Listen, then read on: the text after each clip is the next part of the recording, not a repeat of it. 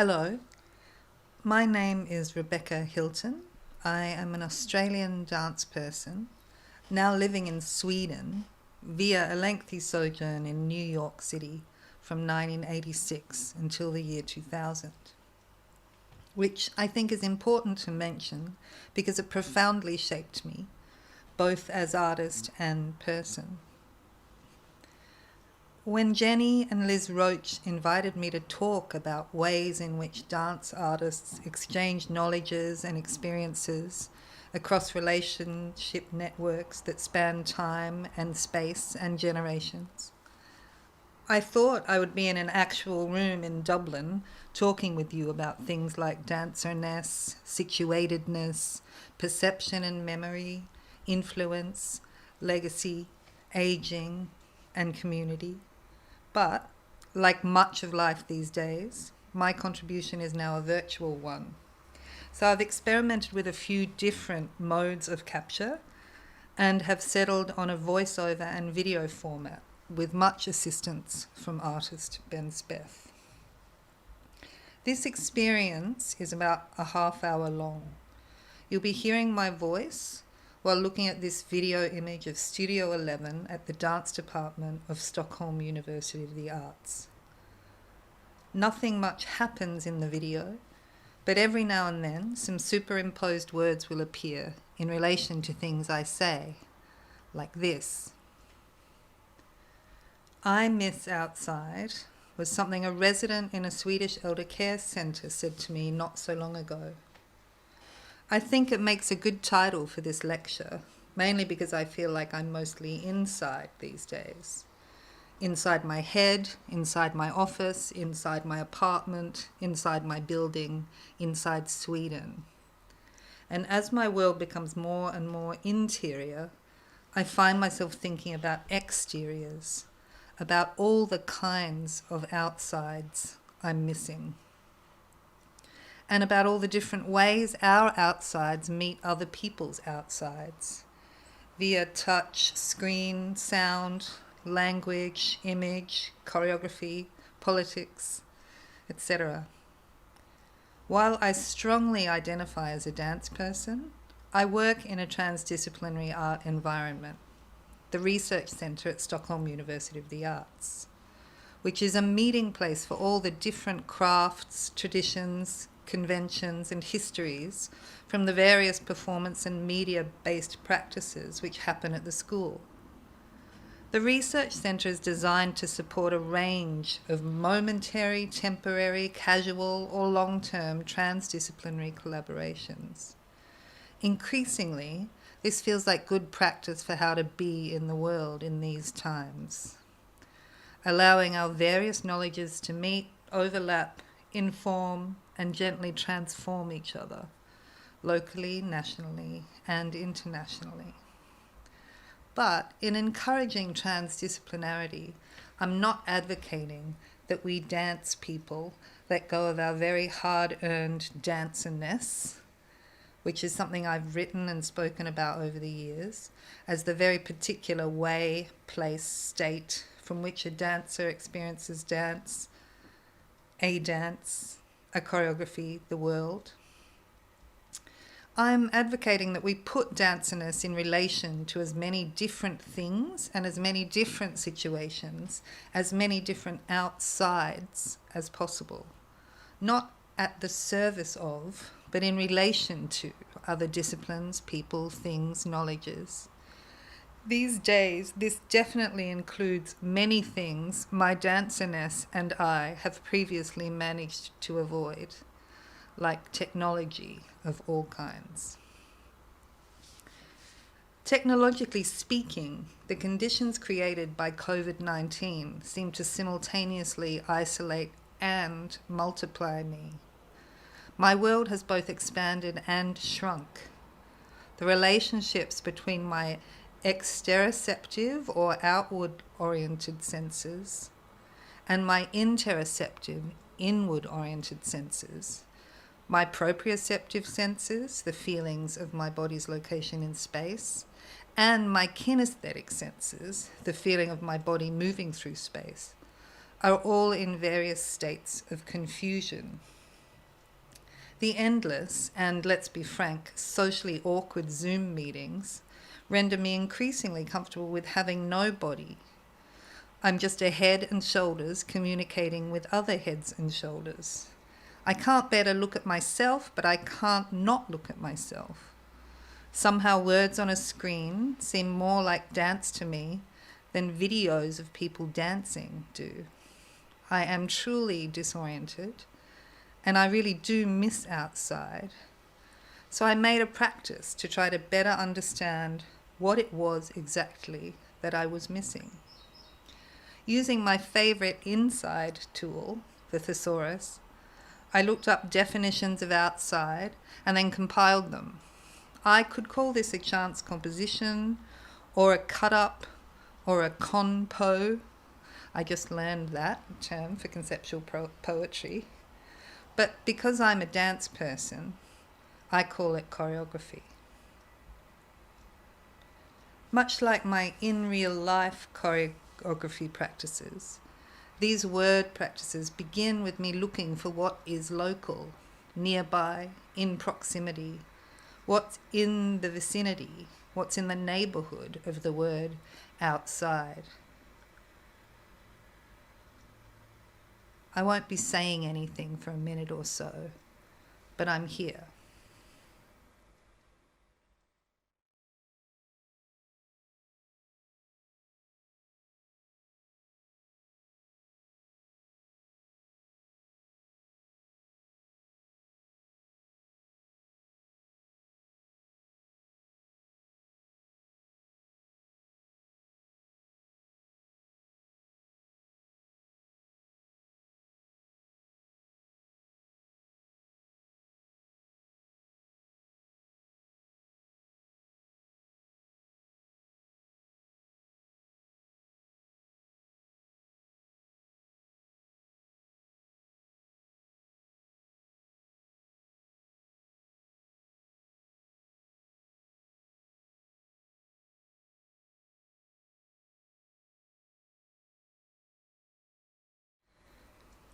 I'm interested in the shifts of meaning this word practice somehow makes visible, how the definitions of outside move from spatial to experiential to political, from not inside to various surfaces to not belonging. This word art practice is most definitely informed and inspired by my time as a dancer in New York City in the 80s and 90s. Experiencing the work of Jenny Holzer, Barbara Kruger, Guerrilla Girls, Adrian Piper, Chantal Ackerman, Richard Serra, and the choreography and teaching of Yvonne Rayner, Simone Forti, Trisha Brown, Deborah Hay, Lisa Nelson, Yvonne Meyer. The writing of Susan Sontag, Peggy Phelan, Kathy Acker, Audre Lorde. All of these people, and the many, many others I've experienced since then, are in my personal, tangible to me, invisible to you, constellation of influences and impacts. I think it's vital to situate an art practice in this way, to name the people and things, dead and alive, who are in the studio with you and your art making.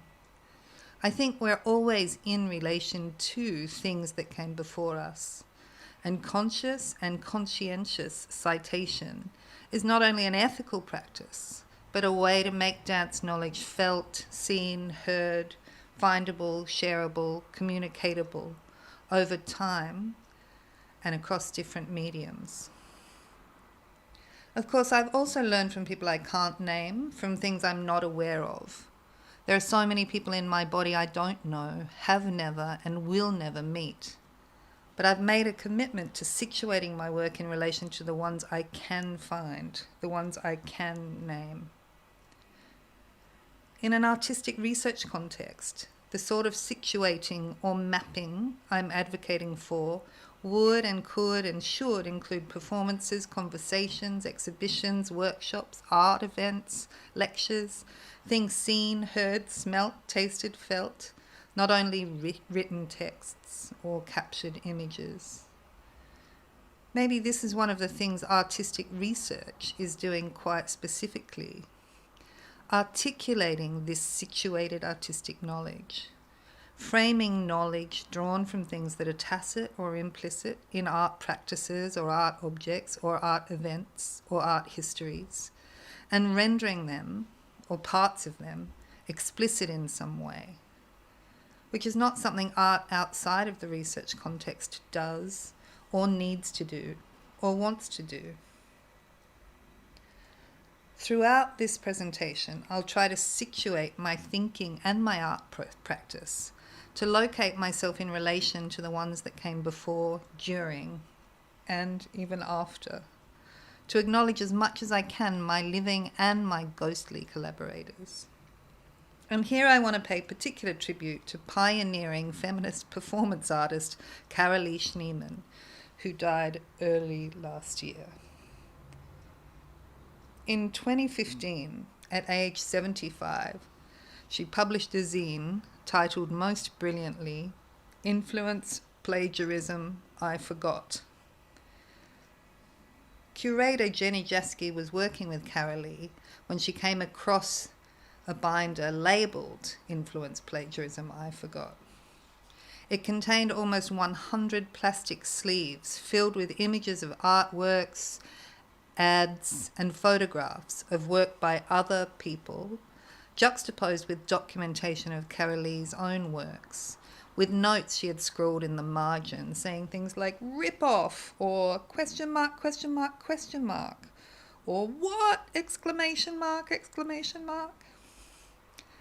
I'm speculating that the zine was generated from Carolee's frustration with the fact that her work and its influence had been serially and seriously unacknowledged for decades. Compared to other male artists of her era, she was relatively unrecognised and financially under-rewarded. She wanted to make sure people coming after her would know about her work and about the context she was working in, so they could build on it, change it, so they could continue it. There's a definition of the word poesis which seems appropriate here in tribute to Carolee. The word poesis is the root of the modern word poetry. It was originally a verb and it meant to make, or the activity in which a person brings something into being that did not exist before. Or poesis, an action that transforms and continues the world. It's 2006, and I'm collaborating with a group of functionally variable artists at the Footscray Community Arts Centre, which is right across the road from where I live in Melbourne, Australia. One of the artists there is Filippo. He's my age, 42 then, and he's short, quite wide, and often grumpy. Filippo is of proud Italian heritage, has Down syndrome, and loves to dance, but only and exclusively to opera. If opera begins to play, he immediately raises his gaze to an imagined dress circle and performs an amazingly committed, very intense gestural solo, which ceases the moment someone turns off the music. Which happens a lot because the others in the group are getting quite bored with this solo, which some of them have been experiencing for several years. I thought maybe if I showed him some other kinds of dance or dancing, he might get inspired to try something else. There were some young dancers rehearsing in the studio next door, so I invited Filippo to come and watch with me. He really didn't want to, but he came. It was an energetic, athletic dance, a style I would call late 20th century Western. It phased in and out of unison, covered a lot of space, and moved into the floor and back out again, over and over and over.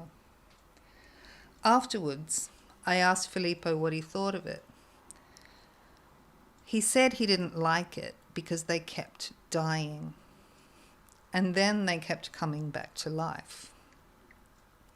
I was a bit puzzled, and then I realised that he was referring to all of the movement into and out of the floor. He said that every time they died, he felt sad, And every time they got back up, it was a complete waste of his sadness. A complete waste of his sadness.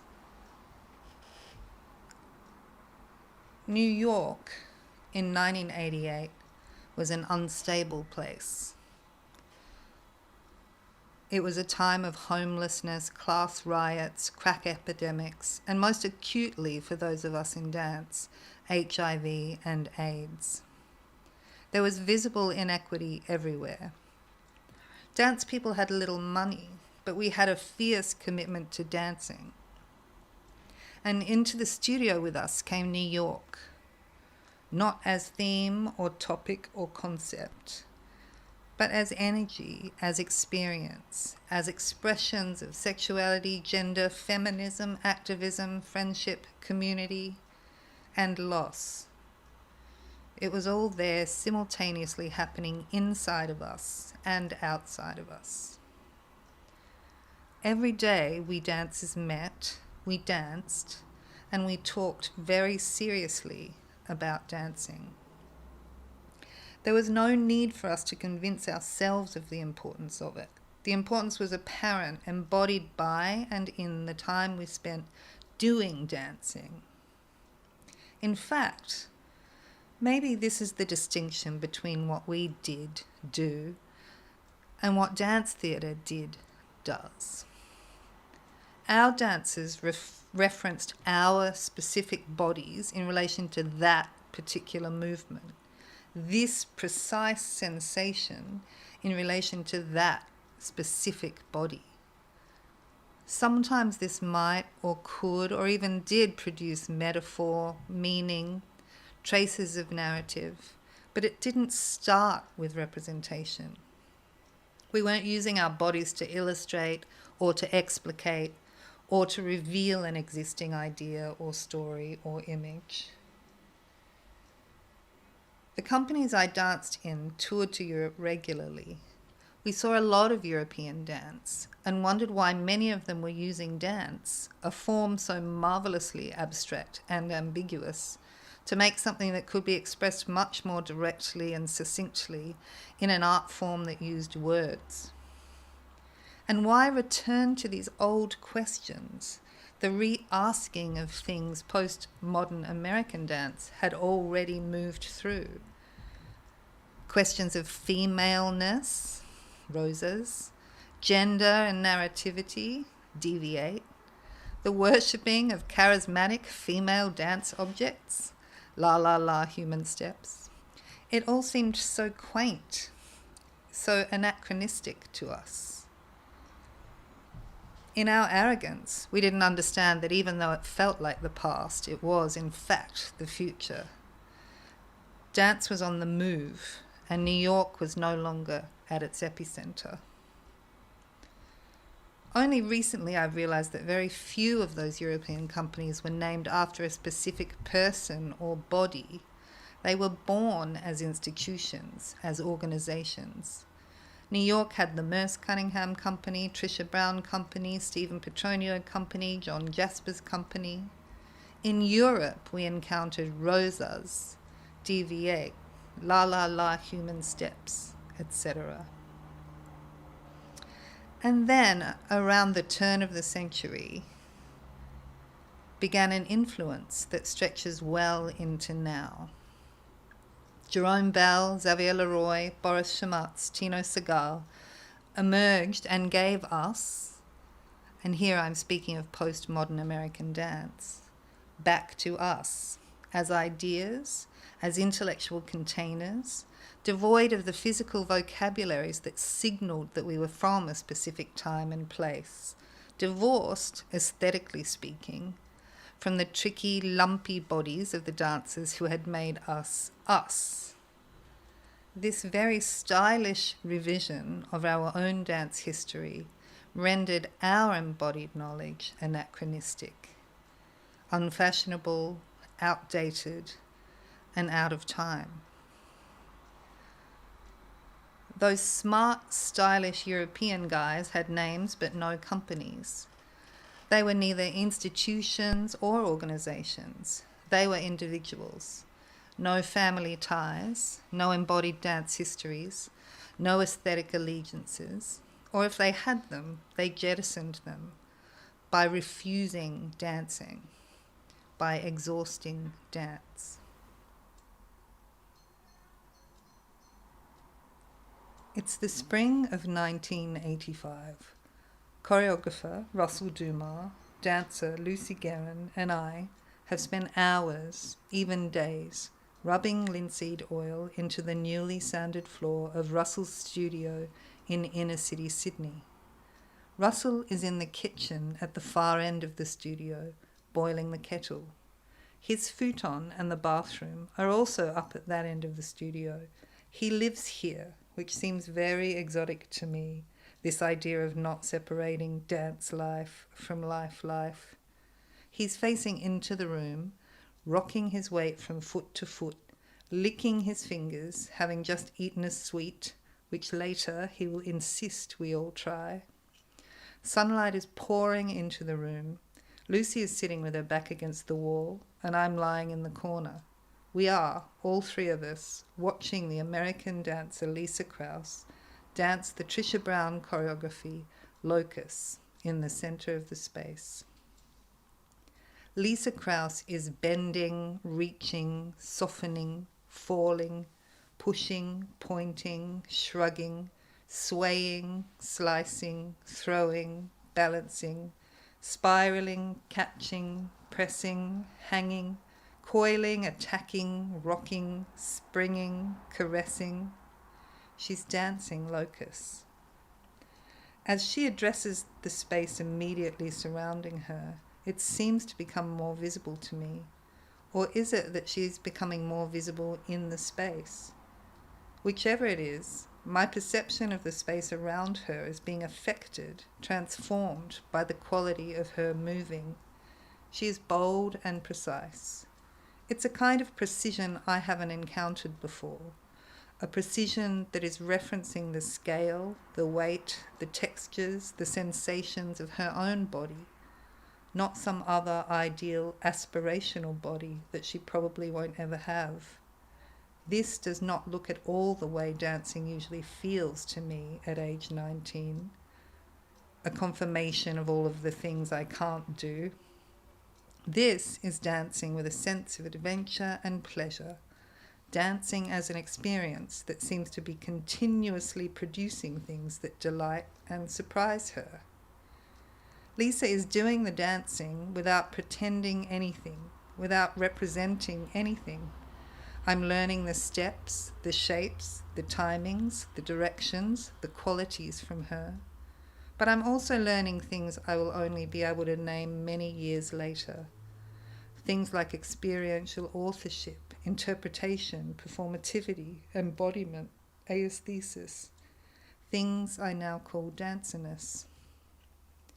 Russell calls out for her to stop because the tea is ready, and Lisa's Locus transforms, without ceremony, without ending, into a walk toward the kitchen, and we gather there together, drinking tea and eating sticky treats in the sunny, linseedy space. After that, Lucy and I start to learn Locus for real. In this context, Locus is not a performance, it's culture. In giving Lucy and I access to that knowledge, providing us with the opportunity to embody it, Russell was working on building a culture. He was working on the future, our future, the form's future. Such epic generosity, and we really had no idea. Dance is a very local practice, its location being our bodies. But for over 50 years now, dance culture has been shaped according to who flew where and when and what they did and how they did it. This form of internationality was unsustainable before COVID-19, and now it's unimaginable. When I wonder how dance will transmit now, I still think of localness. I think of finding ways to work where we are and figuring out what new modes of capture, new forms of transmission and dissemination might be. That's where we are now, right now. Recently, I've been an artistic researcher in residence at the Malabacan Residential Elder Care Centre here in Stockholm. The residency is part of De Bra, Good Death, a Karolinska Institute public health research program looking at relationships to and experiences of death and dying in Sweden. If we're lucky, we age. Dying and death await us all. For about 6 months, I went out to Malabacan every Thursday afternoon, practicing an idea I have of situating an artistic practice where an artistic practice usually isn't, gleaning gestures, and having wide-ranging conversations with some of the residents, carers, and visitors I encountered there. I remember when I was you is something a resident said to me during the course of a long and winding conversation. She was recalling her middle age, after her kids were grown and she had some time for herself. She felt it to be a liberating yet terrifying time. She said she didn't know who she was for a while. We discussed food, the smell of meat cooking, boy children, we both have sons, languages. She spoke 4, me 1, and nature, to which she remarked, "I miss outside," giving me an immediate sense of the radical way her life has transformed since she moved into residential care. I asked her if she wanted me to take her outside for a walk, and she looked at me as if I was totally missing the point. The point was agency. Hers. I loved what I found in me when I listened to her. I realized that in the not-too-distant future, I will be her. When she said, "I remember when I was you," I understood profoundly that sometime, somewhere, towards the end of my life, I will find myself wondering how I came to be here, remembering who I was. "This is my last place," she said, with no trace of sentimentality whatsoever.